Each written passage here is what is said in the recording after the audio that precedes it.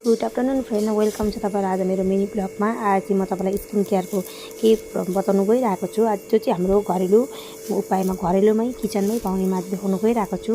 जो चाहिँ हाम्रो चामल किचनमै हुन्छ। यो चामलमा तपाईँले धोएर सुकाएर पनि सक्नुहुन्छ या डाइरेक्टली तपाईँले मिक्सीमा ग्राइन्ड गर्नु पनि सक्नुहुन्छ। अनि यो ग्राइन्ड गरिसकेको यो चामललाई चाहिँ राइस जुन हुन्छ त्यसलाई तपाईँले काँचको बोतलमा स्टोर गरेर राख्नु पनि सक्नुहुन्छ। नेक्स्ट टाइमलाई तपाईँलाई फेरि युज गर्नुको लागि जुन मैले ग्राइन्ड गरेको थिएँ यो चामलको पिठो चाहिँ यस्तो भएको थियो।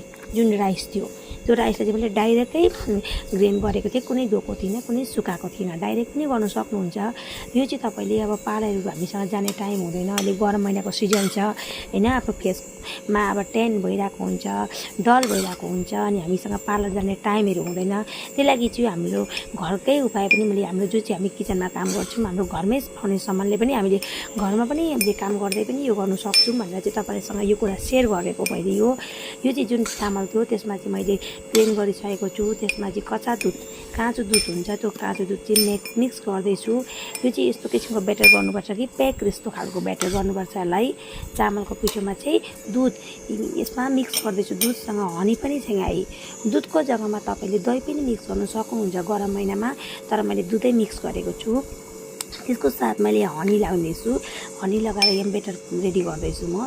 यो चाहिँ तपाईँको पेक जस्तो राख्नुपर्छ, फेसमा लगाउने पेक हुन्छ त्यस्तै किसिमको पार्नुपर्छ। यो चाहिँ हामीले हप्तामा 2 पल्ट गरे राम्रो हो होइन, भ्याउँदा चाहिँ 2 पल्ट गरेको राम्रो आफ्नो फेसको लागि चाहिँ, नभए एकपल्ट पनि हप्तामा 1 पल्ट चाहिँ गरेको राम्रो हुन्छ।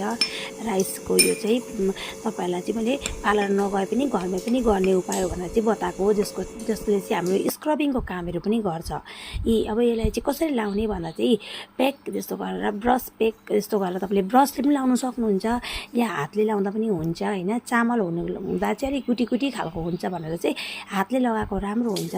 यसलाई चाहिँ 10 मिनट जस्तो राखेर चाहिँ 5 मिनट चाहिँ यसलाई स्क्रबिङ गर्नुपर्छ, किनकि चामलको पिठो हो त्यही लागि यसलाई मजाले स्क्रबिङ गर्नुपर्छ। 5 मिनट जस्तो स्क्रबिङ गरेर चाहिँ यसलाई धुनुपर्छ। धोएपछि हेर्नै सक्नुहुन्छ कस्तो हुन्छ। ल हुन्छ, आजको भिडियो म यहीँ सक्दैछु। कस्तो लाग्यो मन परेमा भन्नुहोला। By by.